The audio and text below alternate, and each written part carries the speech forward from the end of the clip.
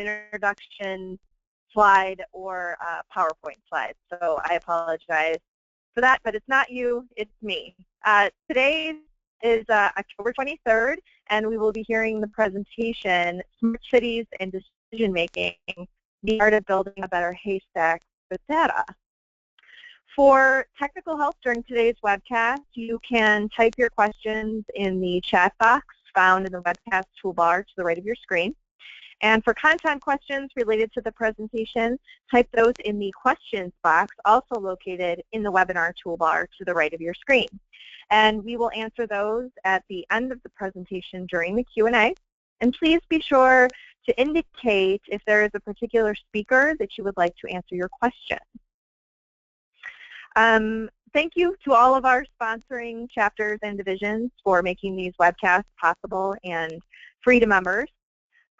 Today's session is sponsored by the Sustainable Communities Division. And to learn more about APA divisions, just visit planning.org/divisions, and to learn about our chapters, planning.org/chapters. To see a list of our upcoming webcasts, visit our webcast webpage at ohioplanning.org/planningwebcast. And to log your CM credits for attending today's webcast, just go to planning.org and get to your dashboard. And the best thing to do is select activities by provider, and then you can select today's session, date and session. And this webcast has been approved for 1.5 CM credits for live viewing only.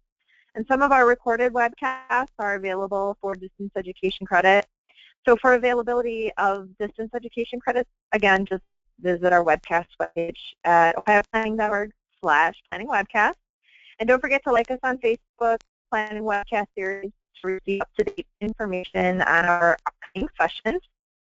And we are recording today's webcast. It will be available on our YouTube channel. Just search Planning Webcast on YouTube. And a PDF of the PowerPoint will be available after the session at ohioplanning.org/planningwebcast. So with that, I am going to turn it over to my second in command, Jennifer, from the Sustainable Communities Division, and she's going to talk a little bit about that and today's topic and speakers and all that jazz. So I'm going to turn it over to her, who does have internet and screen. Jennifer. Hi. Thanks everyone for joining us.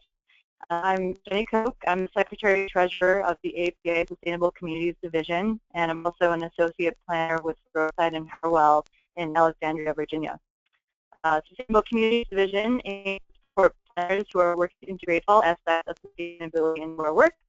And one way that we do that is by coordinating a series of educational presentations through the Planning Webcast series. I think this is our fourth webinar this year, and there'll be more to come in the next year.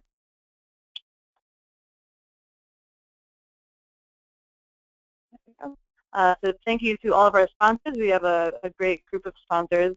I won't read them out loud, but we rely on the sponsor funds to do activities such as this one and in-person events. So thank you to all of them. The division has several ongoing initiatives you can learn more about on our website and social media. We also have a blog website. If you go there, you can sign up for our bi-weekly e-bulletin. It's packed full of information about current events and upcoming events. And feel free to send us an email if you have webinar ideas or other ideas, or if you're interested in volunteering. Always looking for more help. Today we're talking about smart cities and decision making, and speakers will use research, case studies, and experience to explore the changing trends in technology, as well as the art of telling a story with data and how to use data to make decisions for the future of your communities and those that you're working with. So we have 4 speakers on the webcast today. Our first speaker is Rob Kerns, who is the former chair of the Sustainable Communities Division, and he's currently the Development Division Chief for the city of Alexandria, Virginia. Nick Bowden, and I'm sorry if I mispronounced any of your names. Nick Bowden is the co-founder, Chief Engagement Officer of mySidewalk by MindMixer. Fred Merril is a principal with Sasaki and AICP fellow. And Ken Golding is also a principal with Sasaki. and is the Director of Visualization with Sasaki Strategies. So I'll let any of you, if you want to give more information about your background, please feel free to do so when you are speaking. For now, we'll get started, and I'll pass it over to Rob.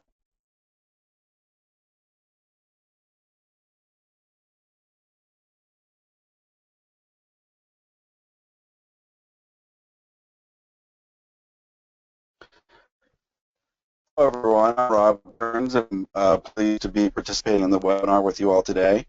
I'll just say, my day job is working with the City of Alexandria, but I'm excited to be working with this topic of smart cities, and I'm one of the co-chairs of the Smart Cities and Sustainability Task Force that was set up.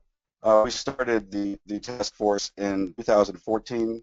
At the initiative of the AP president, and it was launched at the Atlanta conference to begin the task force. And 3 of APA's divisions were involved in the task force, and it was the Sustainable Communities Division, the Technology Division, and the Transportation Division. And it was very appropriate that 3 divisions were collaborating on this because of this really broad topic of smart cities. So today I'm going to just be focusing on going over sort of the task force work and our findings to provide a background and framework for the more specific topic today about smart cities and decision making. Hey Rob, this is Jenny. Could you switch your screen over? We see the PowerPoint screen right now, but not the actual slide on its own. Oh, okay. Good. I thought that was me. I texted the group here. I'm getting images and didn't know if it was just me because of my internet or not. Can you see it now? Yep, there you go. Thanks, everyone. Thanks, Jennifer. Thanks for the heads up. So, by way of introducing the Smart Cities Task Force, the mission of the task force really was to focus on how smart cities are creating more sustainable cities.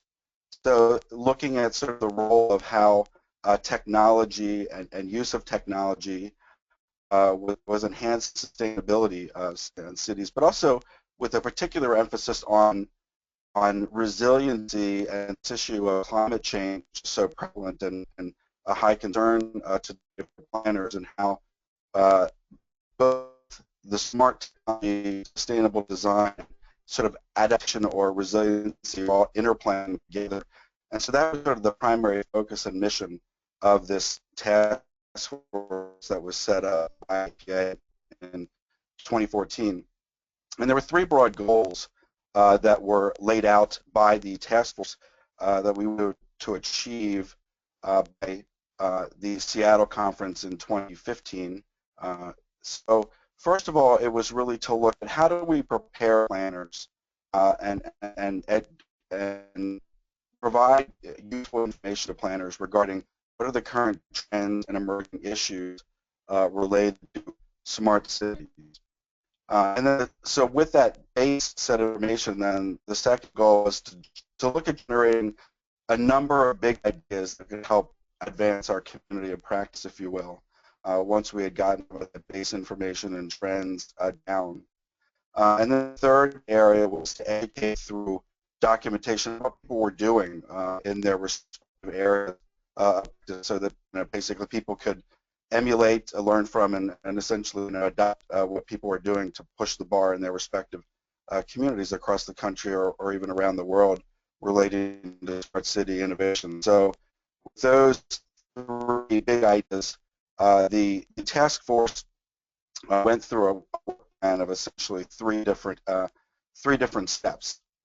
So the first area was looking at outreach and setting base information. So we did a survey that went out through APA and all of APA membership. We also reached out in roundtables and had a number of expert webinars to both gather what planners knew about and were interested in regarding smart cities, but also to engage in more of the expert side of what experts were currently seeing and understanding related to smart cities. And then we took a lot of that base information and data gathering, if you will, and moved into synthesizing into best practices, as well as looking at and documenting what we saw were the emerging trends and issues out of that data gathering round in outreach. Then we took all that synthesis information and generated a number of specific outcomes with the task force. We compiled a white paper. We presented to both the APA's board as well as the APA conference panel in Seattle this past spring. And then the Divisions Council just last month actually adopted Smart Cities as a Divisions Council initiative, which means that all of the divisions now be focusing on their respective areas of smart cities and how they can provide resources in our respective interest groups to help advance this very strong trend of smart cities that planners are paying a lot of attention to today. So one of the big issues that we faced with the task force really from square one was smart cities, rather generic term, which means a lot of different things to a lot of different people, and it sounds cool, but what actually is it? And so we spent time in a lot of organizations, public, private, for-profit and non-profit organizations really looking at this, even the White House recently with their initiative on smart cities, a lot of money behind it. So so the Smart Cities Council defines smart cities. It really is looking at digital technology and intelligent design equals smart cities with high quality living and quality jobs. And this is really focusing on the tech and design components and their integration, how it affects people. So we felt that was one helpful definition, but not necessarily all-encompassing. Another definition that we found, was Anthony Townsend, who recently wrote a book on smart cities, and I think he went a bit broader in his definition, looking at smart cities as places where information technology is combined with infrastructure, architecture, and other everyday objects to address various problems within our society and in our environment. And again, so that broadened the definition a little bit further, but still looking at sort of the technology integration with people. We also looked at sort of what were the different array of applications that people would point to when thought about smart city applications. And here on just a number of examples of many we came up with. Everything from, cars that are going to drive themselves and looking at real-time transportation data, to smart grids, crowdsourcing on people's smartphones, to more hard infrastructure types of things like, remote monitor or sewer systems, smart metering, smart homes, etc., as well as the whole, iCloud and big data components of thinking about smart city applications. And so I sort of focus on these areas, and the task force did, because these are the things, particularly the applications, the things that people tend to come to people's minds when they think about smart cities, and how they have iPads or other devices in their hands that are connecting them to a broader grid or smart grid, so to speak, within cities. And that's where most people go first. But I think I wanted to acknowledge really the task force found 5 broad areas that planners specifically need to focus on when thinking about smart cities, and not just applications. However, those are incredibly important, but it is one of only a number of areas in smart cities that are important for planners, and I'm just going to briefly touch on them, and they are laid out much more broadly in the white paper, and I'll give you a link at the end of my presentation to the white paper. But just to on each one of them, first of all, we started with supporting infrastructure. The real broadband and high-speed data networks provide the hard infrastructure side to smart cities, and without that base infrastructure, most of the stuff simply doesn't work. And most communities across the country are woefully actually behind in this area, And so we wanted to pay particular attention to how communities are looking at that very critical piece of infrastructure. It's only going to grow in importance. The second area of for planners is looking at the actual applications and big data. So once you have the supporting infrastructure, you can access big data, smart networks, apply the applications to create smart grids or other applications, smart infrastructure in your towns or cities. The third area is really looking at sustainability, resilience, energy. And here we were wanting to acknowledge the idea of smart buildings and smart infrastructure and networks, where networks can be adaptable and needing to build our buildings and networks so that they're integrating the technology, but that we have the architecture to access the applications via the infrastructure so that we can actually have these smart networks that are adaptable and resilient. And the last two areas focus more specifically on our role as planners and how we need to guard the public interest or advocate for the public interest. And so this issue of equity and digital divide critical for smart cities, because if communities aren't even accessing the broadband and having the infrastructure in place, their citizens are not going to be able to access these other things that are catapulting their citizens ahead economically or socially or from health standpoints. And so really, we found in the survey that only less than 20% of communities even had a mention of smart cities in comprehensive plans, and really needing to ramp up the community's awareness and understanding in their planning specifically related to smart cities and technology. And the last area, the fifth area related to planners is governance. And here is where this idea of that planners need to lead in providing participatory decision-making and applications, which are related to the webinar today. But we need to have these smart city applications for decision-making related to smart cities as part of our governance structure, because there's a huge array of different types of applications, infrastructure, hardware, software that communities can invest in related to smart cities, but smart city investment should be tied to a community's planning vision in order to guide and direct that growth and investment.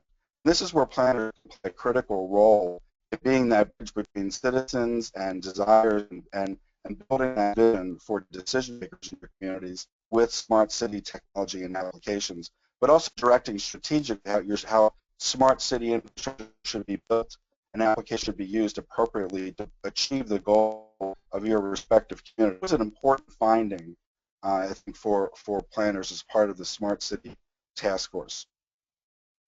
And so I'll just basically conclude my portion of the presentation by saying that there is the white paper, which is located in the second link from my presentation. It's Sustaining Places, Smart Cities. You can go and access the white paper there, which documents in greater detail our findings and the issues related to our work. This is now becoming a Divisions Council initiative, so people in your respective divisions, if you're members of them, you'll be able to access and follow this Smart Cities initiative much further as we continue to build upon the task force. And we're going to be looking at the innovation portal, which will start to grow best practices across the country, so that you'll be able to see what other communities are doing. And the APA's technology group are going to be focusing on building that portal. We're also going to be providing comprehensive plan guidance, so you can integrate these topics in the comprehensive plan documents going forward. And we're going to also be working on building partnerships through the initiative with public and private sector initiatives, similar to the current health initiative that APA has been underway. And this area is getting a lot of money, resources, and attention, because I think people realize that smart cities are more sustainable, but they're also productive and healthy in the long run with proper investment and expertise. So we're excited about where this initiative's going, but it all relates back to this topic of, and planners really want to have the participatory and social media tools that smart cities can provide and execute so that they can make good decisions related to how they actually then implement smart city applications and goals in their city. And so I'm going to be turning it over to Nick now. I'm going to focus more on a particular aspect of smart cities. Thank you, Rob. And I'll put my presentation up here in a second. I think that really important, I think Rob did a really fantastic job about kind of a high level. My background is kind of a mix of planning and technology, so I spend a lot of time, both individually and as a company, thinking about how do we integrate technology and we work with that'll allow better decision making. So, as Rob mentioned, I'm going to talk specifically about the software and the data side, although I would love to spend time talking about everything from autonomous to otherwise. So hold on a second here. Let me get.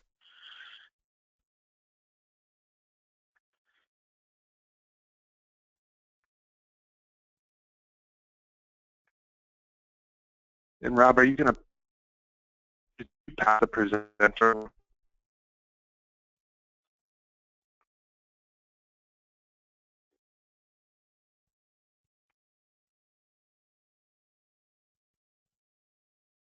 Okay. I think everybody should be able to see my screen now. Perfect. So again, I think Rob started very big picture. Let's dive a little bit to software and the side. I think it's important to remember, and I think it's something that we talk about a lot when we work with, that all of the planners and cities that we work with, I think, start from a place of wanting to make better decisions, right? And oftentimes there can be a perception from folks in the private sector that cities and or the public sector, moves or look to make decisions for regulatory reasons out of building a more resilient community or out of building a more sustainable community. So it's always an important reminder that we're using these tools to be, smart infrastructure and or software and or data visualization to ultimately make better decisions for the long term of the cities that we work in.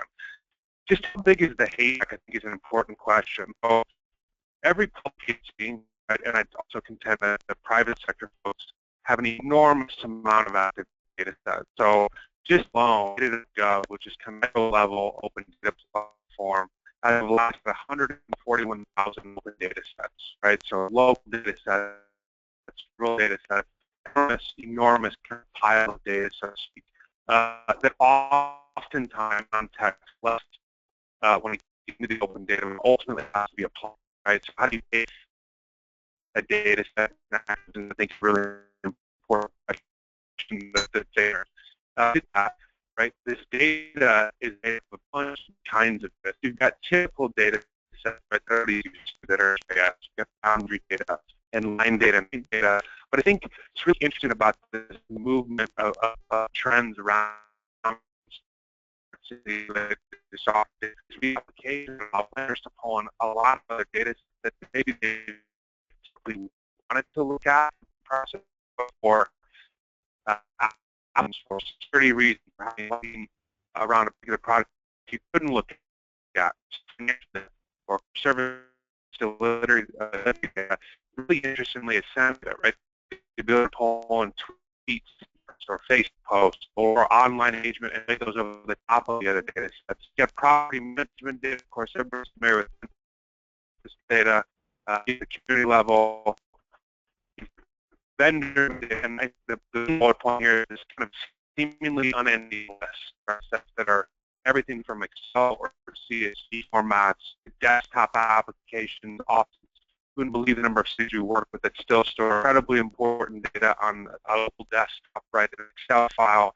And so, in order to take advantage of the effort to build smarter cities, some of this data we have and we got to make sure that we have and skills, right, that allow them to take the data. So as someone that has been involved, I know that I would have loved to be able to look at crime data or per capita spending particular item, very specific geography is a part of our planning, so we have results for active data sets that can pop historically, and that has become more.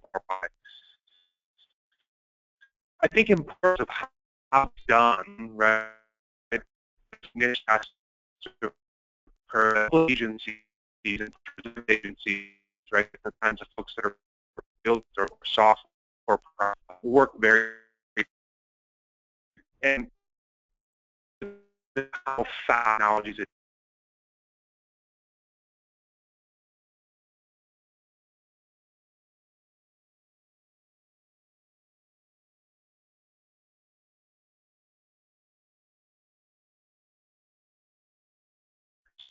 infrastructure, as Rob pointed out, in order for lots of different things to occur, yet private sector will lead to push for autonomous vehicles, right?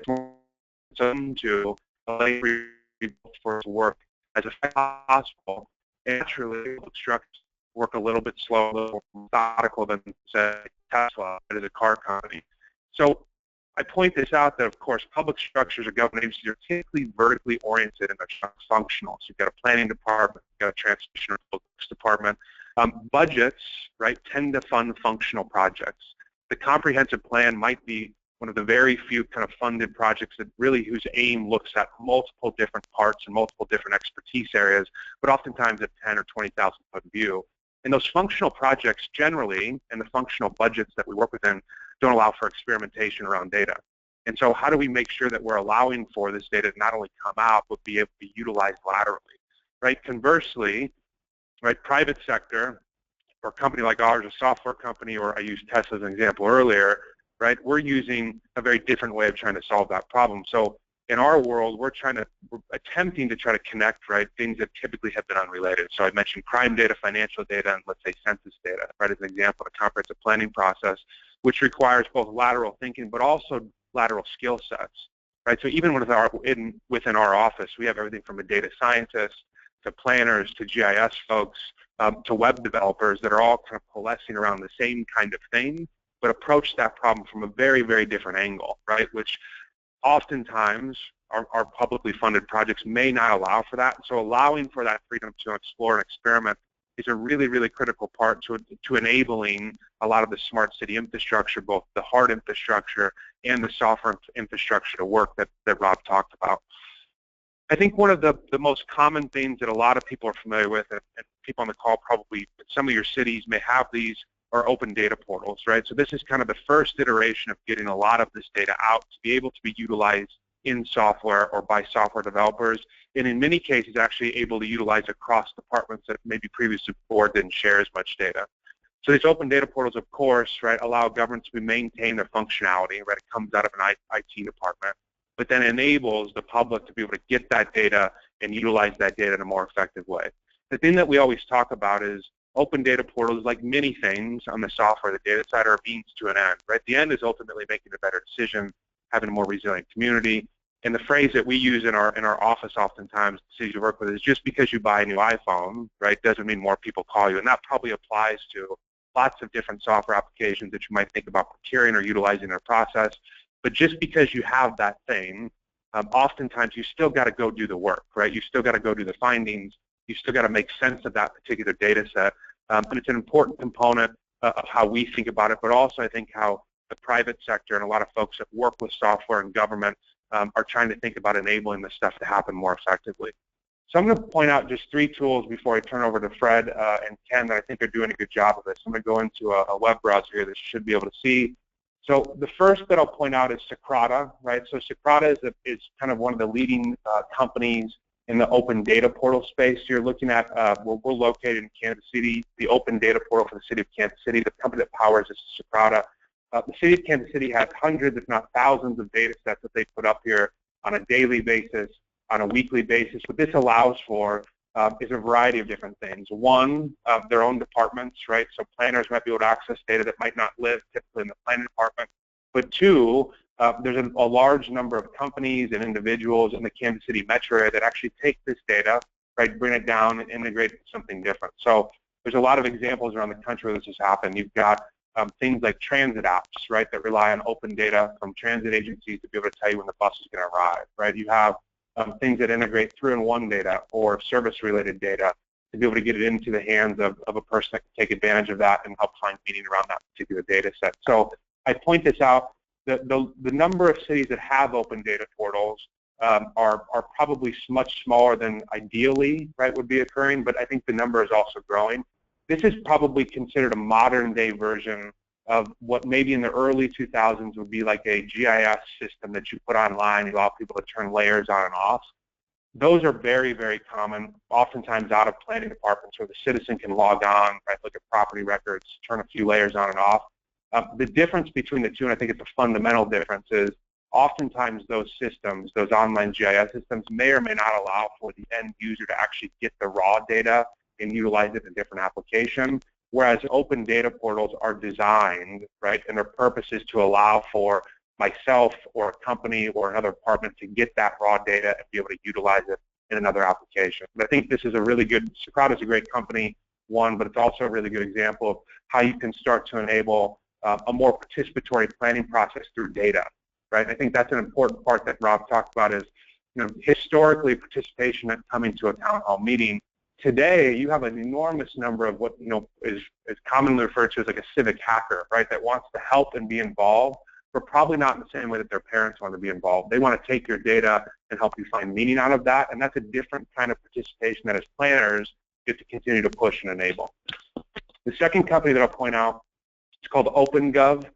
They're out of the Bay Area. So they really specialize in the financial data side. So how can you take and visualize your city's financial data or your department's financial data? So the ability to help, right, you understand where you're using your data, visualizing that data. So how are you allocating data, or I'm sorry, how are you allocating resources, and then giving you great visualization tools to be able to say, wow, we didn't realize that such a high percentage is going here or here, with the intent that you can really get to a place that measures the ROI of the allocation of resources. So how do we know that what we're expending in terms of the smart cities effort or in terms of resilient planning effort is a really important thing. So this is another really good company. Both of these are kind of squarely in both the opening data and data visualization space, but two examples of tools, right, that lots of cities are using and growing, a growing number of cities are utilizing to help basically make better decisions right at the end. And then lastly, I'll show you just a really quick example specifically related to finding that needle in a haystack. So this is our product. What we're looking at the city of Omaha. I grew up in Omaha. So on the map, right, this is a chloropleth map. What you're looking at is total population over the age of 65. So just purely a count of people, right? So a total number of people in census block groups, right, over the age of 65. So just one small way that the map will change is that instead of looking at the total number of people, I normalize that by a per capita, right? So the map's going to shift now, and now before, right, the highest zip or block group in terms of just pure count, now is actually not quite the highest when you look at it as a percentage of the total capita. So from a decision-making standpoint, I'm still looking at a really big area here. So how do I narrow this down? So let's just say, for example, that I'm working on a mobility plan, right, and I want to make sure that we're enabling an older population to effectively travel around, or maybe as a planner I'm looking at where there are particular areas in my community that might have a high degree of housing turnover, right, over the course of the next 10 years. And so I want to add another variable to the map, right? So I actually want to add total occupied housing units. I'm also going to normalize that by total population. So now we're looking at a very different map, right? So we're looking at both the percentage of folks over the age of 65 that live in a block group, and also the percentage of people, right, that own their homes. So really big picture, a little bit different looking map. At the end of the day, this is a ton of data, so how do I filter that down? So I'm going to go in and say we only want to see block groups that have 35% of people over the age of 65, right? So much smaller group of block groups if it's that, and I also only want to see places where more than 25% of people own their home, right? So we went from hundreds of block groups, right, as a possible place for housing turnover in the next 10 years to 5 block groups that fit both of those filters, right? And that's what software or data enables in a way that probably we've never had before as planners, or if we had, it took an enormous amount of work to be able to identify. In the city of Omaha, there are probably 5 core areas where they could see a high degree of turnover in housing because you've got an aging population combined with a high degree of homeowners. Right? So as an example of taking an enormous amount of data, regularly available data from the census, but putting that into an application where you can filter and sort and visualize, that's kind of where we're going. And as planners, as we continue to adopt tools like this or OpenGov or Socrata, I think we're going to be in a position to both make better decisions, but also make those decisions faster. So with that said, I'm going to turn it over to Fred and Ken here, and they'll close it out for us. Great. This is Fred Merril and Ken Goulding. We're with Sasaki Associates in Boston. We're a planning and design firm. And I want to thank Rob and Nick. I think they've done a great job of kind of setting up where we're going to take you. And Ken, my partner Ken, is going to talk, show you some, I think, very interesting applications of data visualization. Before we do that, I just want to make a few kind of preparatory comments to play off what Rob and Nick have been talking about. I think as planners, I'm coming at this from the planning perspective. As a planner, a practicing planner, you know, data is everywhere. I mean, it's easy to get. It's, as as Nick just mentioned, there's hundreds of thousands of sets available, and really the question is, how do we use it to make better decisions and better plans? It's this idea of moving from data to knowledge to better decision making, putting data into a context and making it useful. There's a book I recently read, which you might be interested in, called The Signal and the Noise, written by Nate Silver, who kind of got famous for his prognostication previous elections. I guess he's maybe hasn't done so well lately. But anyway, the book's really interesting. It's a good read for planners, and you can kind of stick yourself as a planner in this book everywhere. But he talks about how to better analyze factors that shape future conditions. And as planners, that's what we're all about. We're about analyzing things to shape better conditions in the future through our plans and decisions. And planning is about the future. It's about making better decisions and plans. It's about dealing with uncertainty and increasing our reliability of decision making.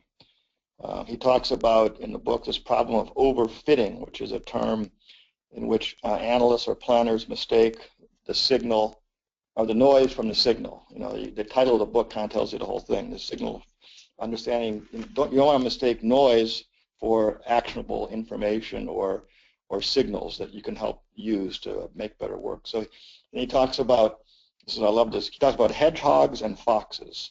So hedgehogs are what he calls brash prognosticators. Not to pick on Fox News, but they might be a good example of brash prognosticators. And foxes, you'll be happy to know, you're a fox. As a planner, you're a well-trained generalist with a specialty. And we're trained to see large, we're trained to know a little bit about a lot of things and put together patterns from our broad knowledge, in some cases deep in certain areas. So this leads to this notion of a new paradigm. We're kind of moving from a predict and plan model as professionals into more of an anticipate and adapt model. So again, from predict and plan to anticipate and adapt.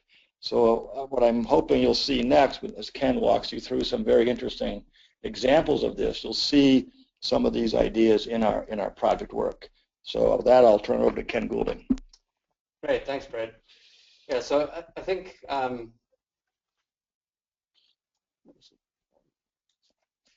so in terms of what Nick and Fred were talking about, I've tried to slice up the problem of how we categorize data, and this is really just a way to frame this for this discussion. But the way that I see it, you have big data, which you have heard a lot about recently, and that's something where, for example, you have environmental data, and there's far too much data in there to actually be able to do a simple query. And in order to actually handle big data, it takes both special equipment in terms of different ways of storing that information and being able to partition that, as well as special equipment in order to be able to process that. And it also takes a lot of time. And a lot of the time when we're hearing about big data, we're actually just hearing about something which I would just call data or queryable data, which is something which you can actually just stick into a database or into an Excel spreadsheet and actually query that and get results and get answers out of that data.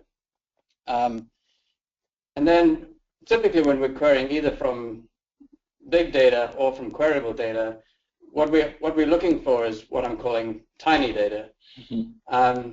And so the way that I've defined that is that this is as much data as you can keep in your head at one time, as well as that you can communicate effectively just by talking about it. So this is, it's usually not more than a few dozen. It's something that you put on a PowerPoint slide and go over each bar, for example, or if it's a pie chart or whatever it is. There's lots of different ways of representing that data, but it's very much just at the level of you can keep it in your head, you can talk about and think about each particular data point.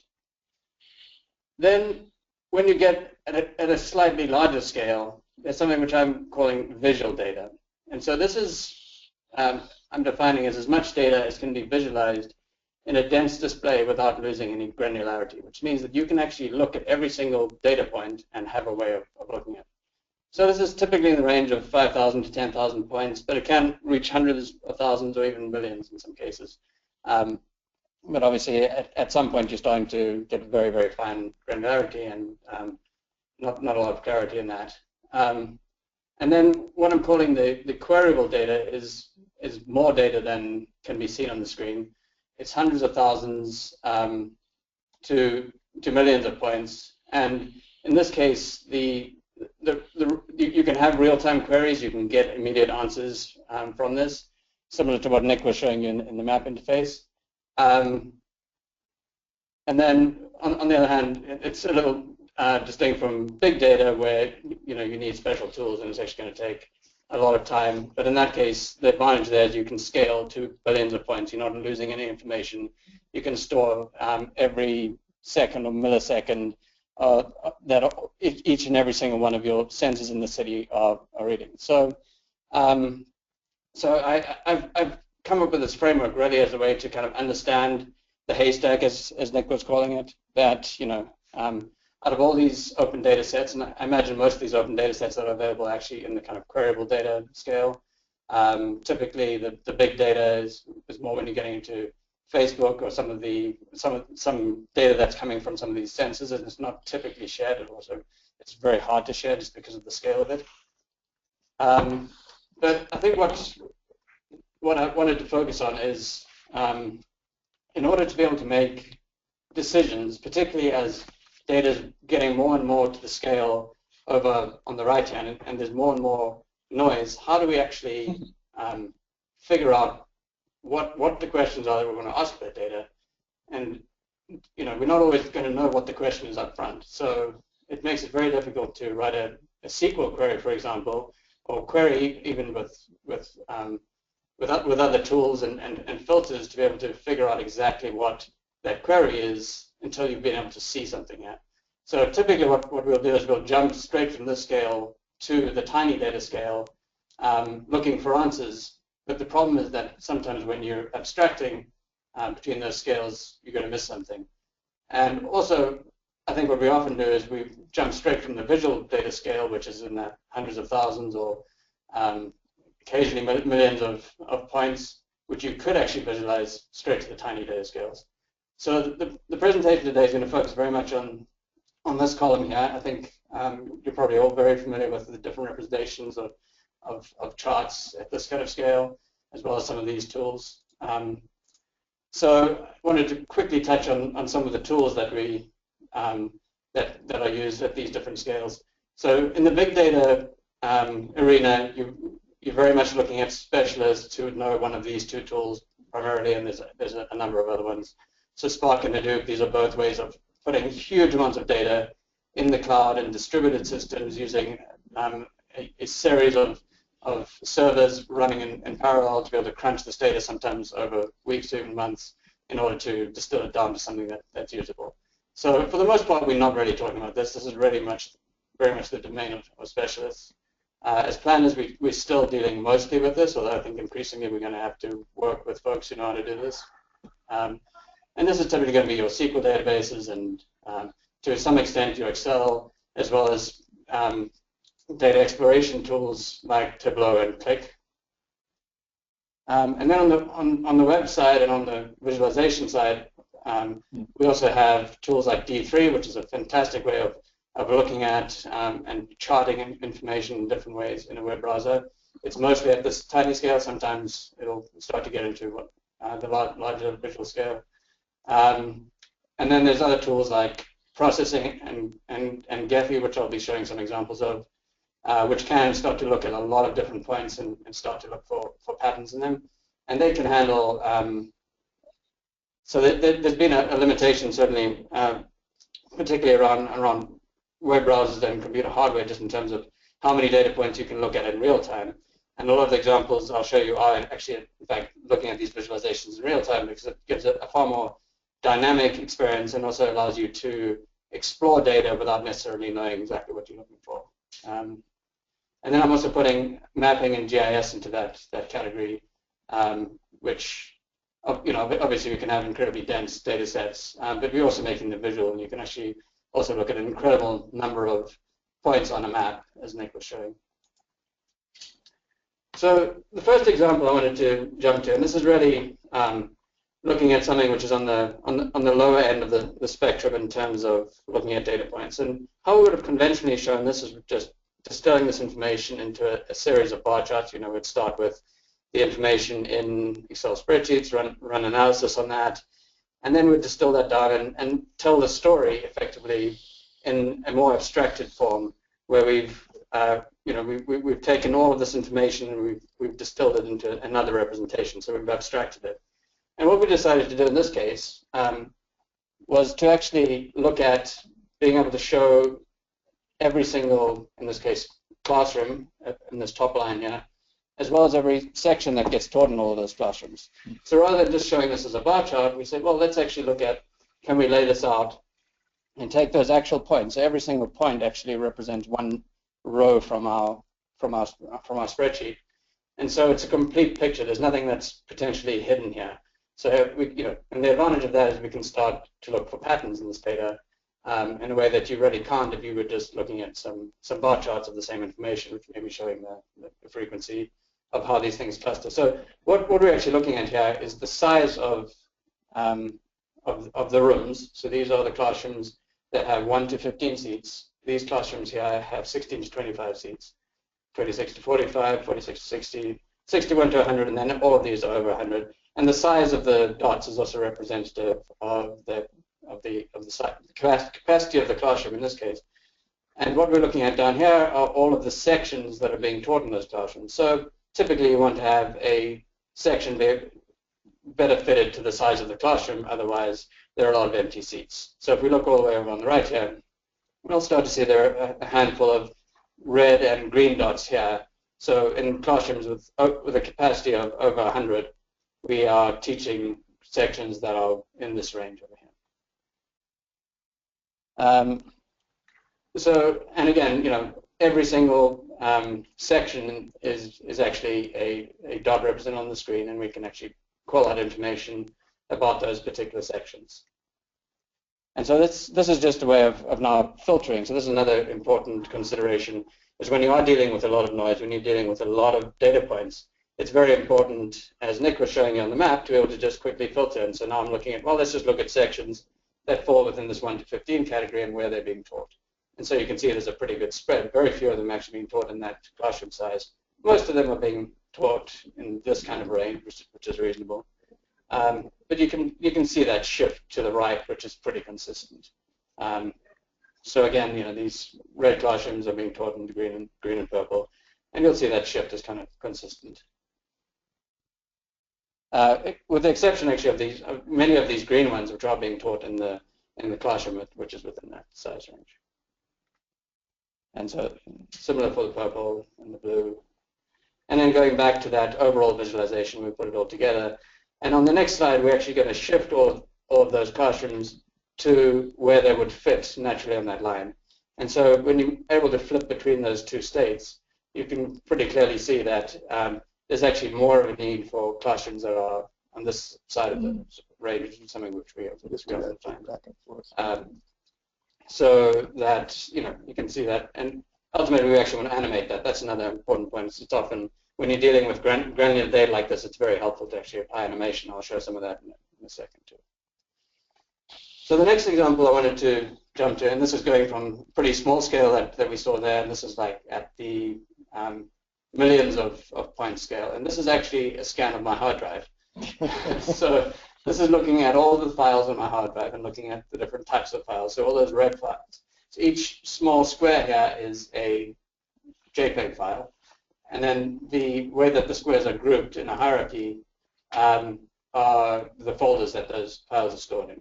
So you can, what's interesting here is it's an incredible amount of information being conveyed in one small picture. And I'm not going to claim that 1.7 million points are actually getting displayed here, because I know for a fact that some of the smaller files, if you look for them, you can't even see them.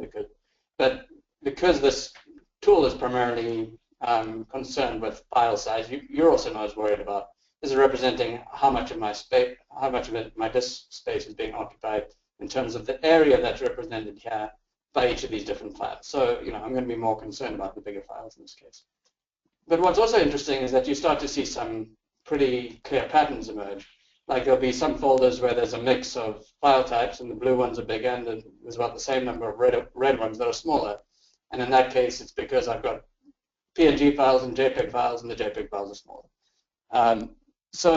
And then there's other things, like you can see that this general pattern over here actually repeats here and repeats here. It's a slightly different shape, but it's about the same number of files. And I'm pretty confident that those are actually duplicate folders that have actually been copied into those areas. So the point is that it's really it's taking an incredibly rich amount of information and just making that really visual, so that you can start to see patterns and look for things before I even had any questions about what was on this hard drive. And so another interesting point is, when you're dealing with data at this kind of visual scale, it's also important to be able to connect it back to that tiny data scale where you kind of just have that line of information that you can really think about. So in this case, I need to be able to filter by number of files and then see, okay, well, there's that many PNG files. I click on it, it highlights this graphic, or I can click on a particular file in that graphic and see where that file is in this. So this kind of visual data can also act as kind of as an overview for looking at other data sets.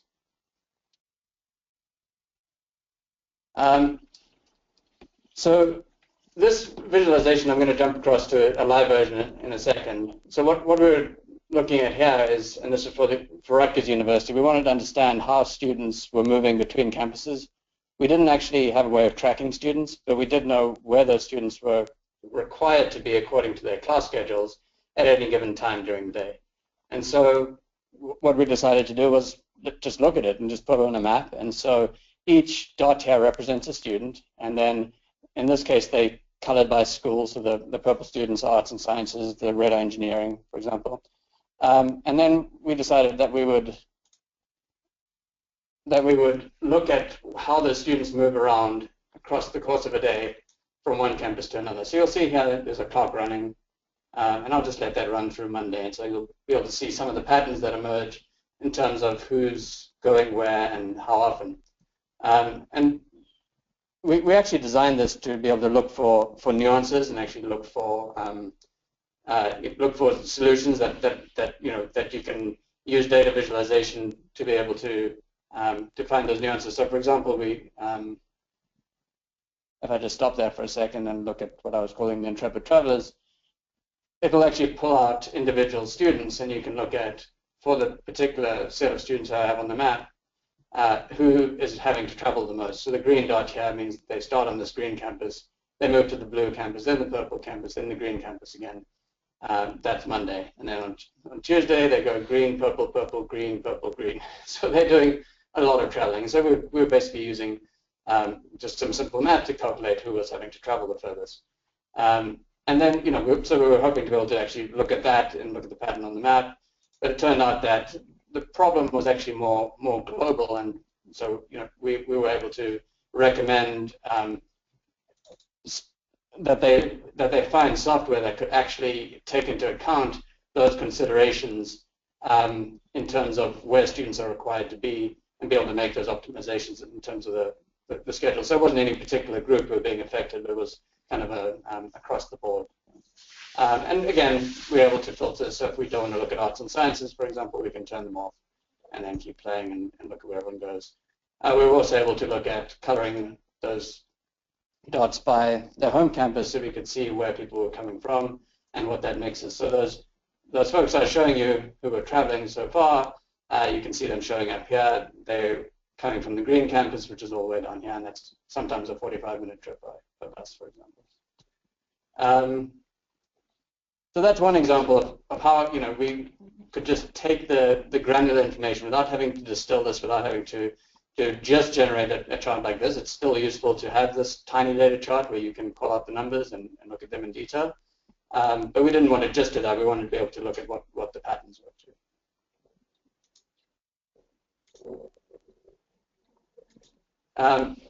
So another visualization tool that we've used a lot, I apologize.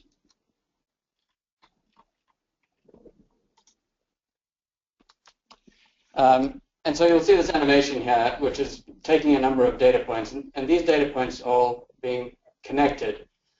In this case, again, we're looking at students. Every single pink dot is a student, and they're actually getting laid out by a computer algorithm called OpenGov according to the connections that they have to the courses that they're taking. So what we're trying to understand is which students are taking courses together, and how does that result in clusters of students that are kind of having a shared experience.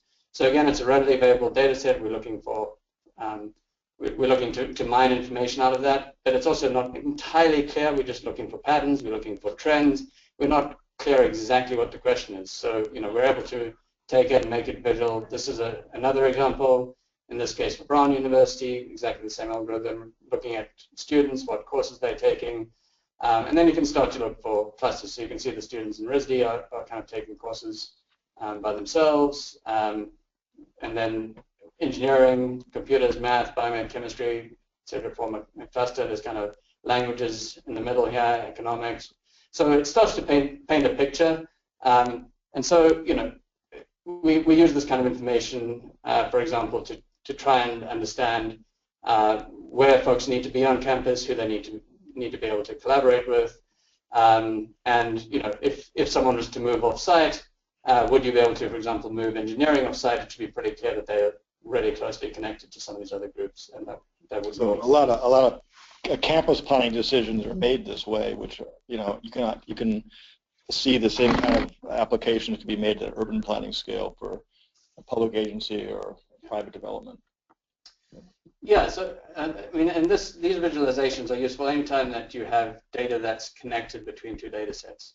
So there's actually, we found people use this for looking at social network connections a lot. That's an obvious one, people connected to other people.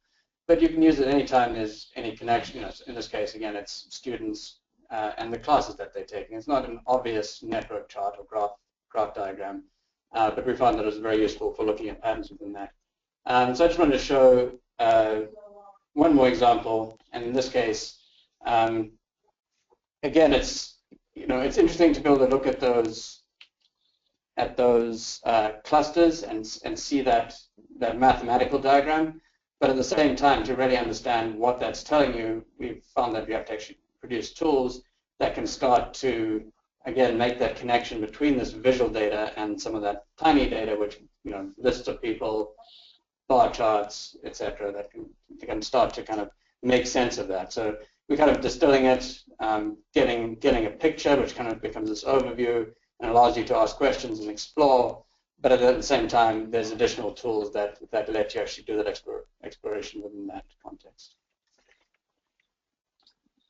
So something very similar for Dartmouth student housing. In this case, we weren't looking at how students were moving between their classes, but we actually wanted to understand from one semester to another how are each class year of students being housed and moving between the different dorms, and we wanted to understand this particularly as it related to the sense of community and how students were either staying with other students that they'd been with before, or they were moving into entirely new housing.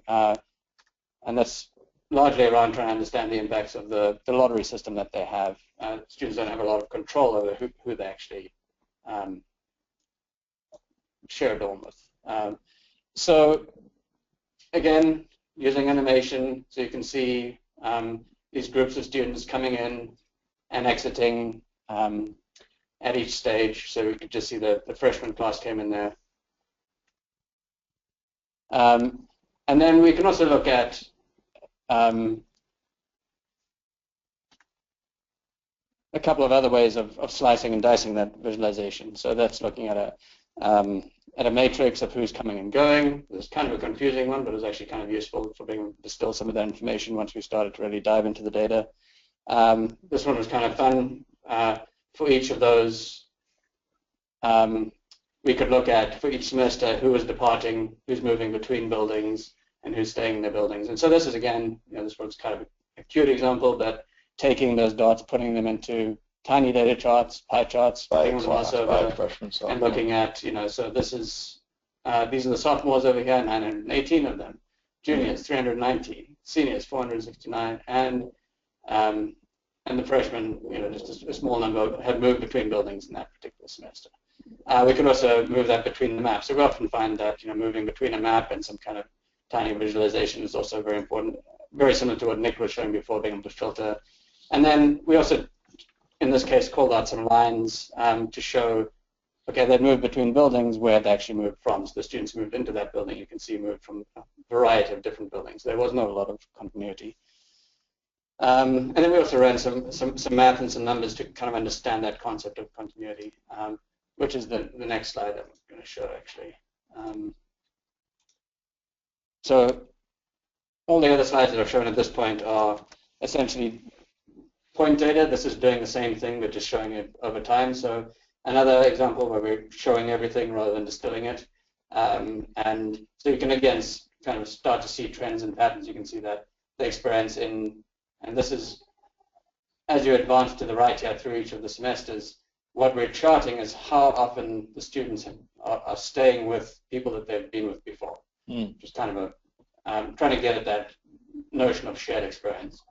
And so what you'll see is that there's a pretty similar pattern between the students of 2012 and 2013 in terms of they have a very strong shared experience, and then some students continue to have a shared experience, but the vast majority kind of flatten out or go elsewhere, and then after that they continue to have a shared experience. So again, it's this overview.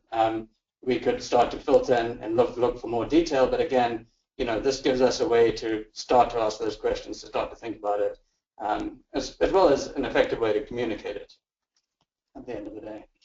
Good timing right now. So the last example I'll show is, so this is looking at the assessors database just for a subset of buildings in Boston, and so it's all data that's coming from the property assessment, and so we have things like the number of floors, the area, and what we can do in this tool here is just color by any of these categories. So if I want to color by age, for example, but then I can also group it. So for example, this is grouped by land use, property type is kind of a similar grouping.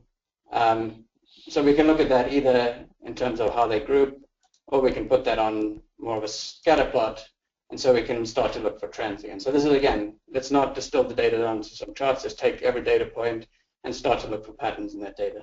And so the x-axis here is area, which is actually the same as the size, you'll notice. But I could also say, well, let's look at number of floors against value. So not surprising that there's a pretty strong trend between buildings that are on the y-axis that have high value, and on the x-axis that have a large number of floors or large area. But we can also look at, for example, age, and start to look at the relationship between age and value, for example. But at any point, we can always move to the map, and I think this is very important. Spatial data is a really great way of having a visual overview of your data and being able to, so being able to move between ways of abstracting that data, distilling it, and simplifying it to the point of kind of conversation, that tiny data scale, but at the same time being able to move it and look at it on the map scale. And so one thing that we can do is if we want to highlight a number of buildings here and kind of understand, again, so this is kind of filtering as a way to get to that kind of conversational scale. And so we can say, okay, well, I'm just mostly interested in those buildings downtown, and how do those stack up on that scatter plot? So you can see that those are the ones here that are highlighted. And you may wonder, okay, well, here's another building that's similar. Again, exploration, I don't even know what the questions are I'm asking yet. And how can we take that and let's look at how those stack up on the map. Are any of those buildings not downtown? And sure enough, there's another cluster of buildings here that feels a little bit like a downtown, and that's why they show up in a similar place in that scatter plot.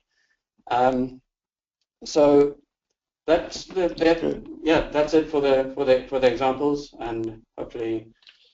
So hopefully you've seen kind of a full spectrum here from what Rob and Nick were talking about, right down to some very specific examples. So with that, I think we're done, and I think we want to go into the Q&A part. Do we have to give the control thing? Wish we mute us again.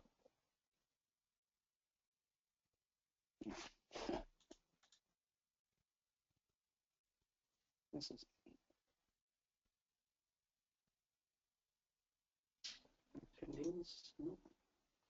Kept everybody. That's good. That was great. I can't figure out whether people. Oh, here they are. Oh. Christine, are you on the phone still?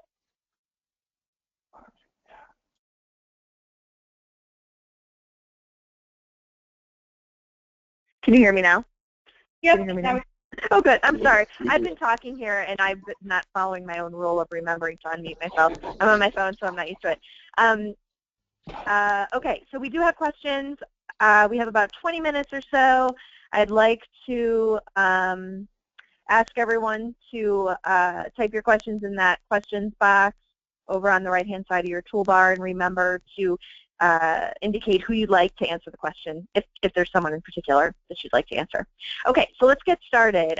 This first question is for our last two speakers, Ken and Fred.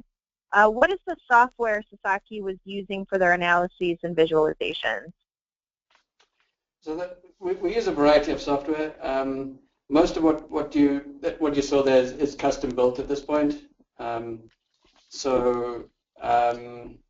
mean, the hard drive example that I showed was something which is free software, but everything else is currently developed in-house. Although we are looking for ways to make that more broadly accessible and find partnerships for getting some of those ideas out there, so that the techniques are more widely accessible. But for currently, it's all proprietary in-house software. Great. And how is data collected in order to create the visualizations? So most of those visualizations are we didn't create the data.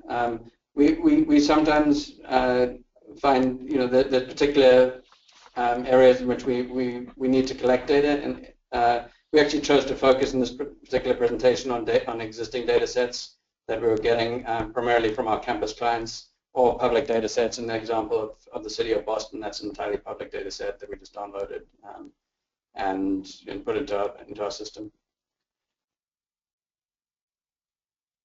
Okay, thank you. Are there any examples of using these tools for data analysis in interactive online community master plans, for example? Is that a question for us or for Nick? Nick might be better to answer that. Sure, absolutely, that's fine. Yeah, I mean, I think most.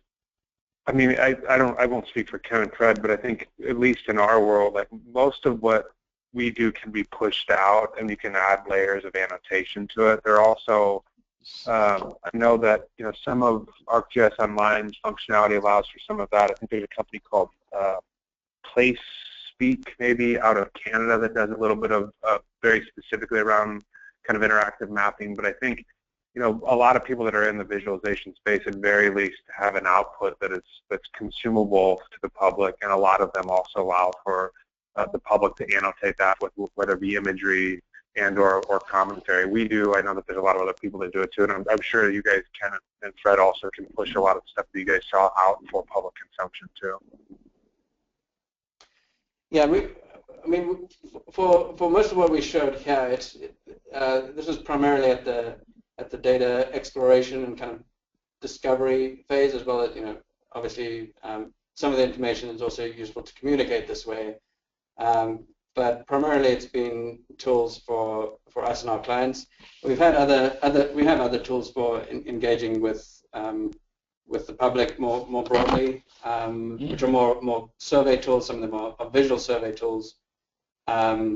But in terms of just putting the data out there and letting people make their own discoveries, we haven't really explored that. I think it's also important just to know that what Ken showed you is not really it's just a means to an end. It's a way to get to better information decision. It's not the product necessarily. It's often done early in a project to inform us as planners and designers and as policymakers how to do things. So it becomes a foundational thing. It's really meant to inform decision making. Yeah, I would add just real quickly, because we have a lot of data around, obviously we've spent most of our history as a company in the online engagement space, and we've had interactive mapping for 5 years. So it's the most commonly used topic type, we'd call it, by the planners we work with. It's actually the least responded to topic type from end citizens. And so we've done a bunch of user studies around and user research around why that's the case, and most often cited from the end user is that while that works really well at a public meeting, oftentimes public meetings or a town meeting, you've got a professional facilitator that can help you orient on the map, can help you see, you know, where you are in accordance to where other things are. And so the common person, at least as we did our research, isn't very familiar with spatial visualizations as a standalone, meaning if they have someone to kind of give them some orientation, that's much more effective. But when you ask them to do it like on their own in front of with their own computer with no facilitator, it's oftentimes a difficult exercise for them to be able to do. So when you see respondents to those kinds of maps or interactive maps, typically if you dig into the demographics of the respondent, it's going to be very young, technical savvy people that have the ability to respond on a map. And that's not you shouldn't use interactive maps. That's just, we have an enormous amount of participatory data that allows us to dig into some of that, and that's what we saw the trend over the course of 4 years, not just kind of an episodic or anomaly in our data. Just to build on that, this is Fred and Ken at Sasaki. We've developed a software called Smart Plan, which real simply ties an Excel spreadsheet to a 2 or 3 dimensional maps or land use plan, and you can play what-if scenarios. If you change land uses, you can measure different community impacts in real time. And we have tried to use that in public meetings a couple of times. I would say generally pretty unsuccessfully. It's just too tricked out. It's too much stuff, and the stuff that I'm talking about is much simpler, much more basic than what Ken showed you just a few minutes ago. So to Nick's point, I think in public meetings you have to be really careful how you have to control the message. That's what we found. We got kind of creamed in one meeting when people just couldn't follow it, and we thought it was pretty simple. But as planners, I think you all know, communicating complex information in public meetings is an art and a science, and you got to keep it. Unless if you're dealing with a high-level group of planners or policymakers, maybe it's one thing, but not in a couple hundred-person meeting. Yeah, that said, we're always looking for ways to do better than your standard PowerPoint slide deck in order to communicate that kind of information. And so we have actually recently experimented with using like interactive 3D models to just as a storytelling device rather than actually as a way to explore data or to or to generate still images. So I think it's certainly a really interesting topic, and it's something which I'm hoping we'll see some innovations in that space, because I think there's a lot more that can be done to communicate that information. This is Rob Kerns, and I'd like to add here too that I think one of the powers of in my previous work with WRT and doing comprehensive planning is it's not one tool or it's not one specific application. You might have hands-on people moving building blocks around on paper maps in some public meetings, but you might have an online scenario tool that's web-based for younger citizens, or it's what we would refer to as a suite of tools to get public information based on the way different people like to input information. Right. And so I think that's where smart cities applications and these online data sets and tools are enriching just the conversation and the numbers of, we were tracking, in public meetings you're lucky to get several hundred people, in most communities, but when you start getting online engagement, you can easily rack up to thousands, just because you remove barriers and people can access and engage in ways they couldn't previously. Well, and I think that's well said, and I'll give Nick's firm, mySidewalk, a little plug. We use them a lot to extend the reach, the breadth and depth of our public engagement processes, because a lot of people don't come to public meetings, as Rob just mentioned, or younger people, they engage differently, and mySidewalk provides us as practicing planners working for cities or developers or whoever, a college or university, a much broader and deeper way to engage with people. We often get a huge, thousands of people and participate rather than hundreds.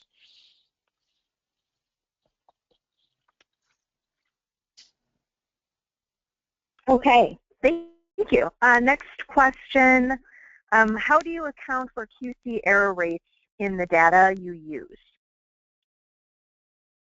That's over my head. So was that? I don't even know what that means. I don't either. Okay. So I think the answer is that varies, or I think one of the interesting things is that by making the data visual, it's often incredibly informative in terms of quality control, just because you immediately see those anomalies, so it's I guess the answer is through data exploration you can actually, obviously there's other statistical methods for looking for some of those kind of anomalies, but if it's data that's at that kind of visual scale, then it's actually surprisingly easy to pick out information that doesn't make sense. You're often looking for that. You're looking at it and saying, well, does this all make sense? If it doesn't make sense, is it because I'm encoding it wrong? Is it because I'm, is it because there's actually errors in the data, or is it, is there something else? Maybe it's an old data set or something like that. It's amazing. That's one of the reasons we actually often visualize it before we do anything else. It's because it really helps us just see. And as well as showing, we're often dealing with data sets that we're not intimately familiar with as consultants, but often just being able to make it visual and put it in front of people who aren't intimately familiar with that data and use it on a day-to-day basis, it'll, you can have a much richer conversation and actually discover whether or not you're actually using it in a way that's effective or not. Yeah, and I'll interpret the question a little bit, but related to, I think, data attribution is an incredibly important thing if you're going to publish it out or let other people see it, which is making sure that everybody can see the metadata or the margin of error that's built in. So like census data is a good example of that. If you're using census data in a visualization tool, making sure that people understand that the census data has margin of errors, right? And in some instances, even census data has 10 to 12% margin of error. And so related to what Ken just mentioned, I think part of that is being able to see the anomaly and or the convergence in a data set through visualization. But the other part is making sure that you understand what you're working with as a starting point, right? So if you're working with a data set, really good example of that is if you're using ACS, like a rolling 5-year data set or rolling 3-year data set, oftentimes on population or smaller sub-areas other than places, if you're using ACS population data, there's a high likelihood that the margin of error for like a 2013 population count of ACS might actually say that the population could have increased or decreased from 2010 decennial census, but it might show it as an increase. If you don't look at the margin of error, you could actually be doing the data set that could be misleading on a forecasting process or otherwise. And so that attribution part is fundamentally important to actually performing in the analysis or actually being able to report on the analysis. Yeah, and I should add, none of the examples, as far as I know, that I showed were any kind of samples. In every case, there was every data point that we were showing. So there wasn't any kind of margin of error notion there. Okay. Well, it looks like that's wrapping it up for our questions. So we finished about 5 minutes early. So thank you, everyone, for joining us. For our speakers, Rob and Nick, and then Ken and Fred, and of course Jenny and the Sustainable Communities Division for sponsoring today. Thanks to everyone. And just again, as a reminder that this session is being recorded. It will be available on our YouTube channel sometime next week, and a PDF of the presentation will also be available on our webcast webpage at ohioplanning.org/planningwebcast. So again, thanks everyone, and have a great weekend. We will talk next time. Thank you. Thank you. Bye-bye.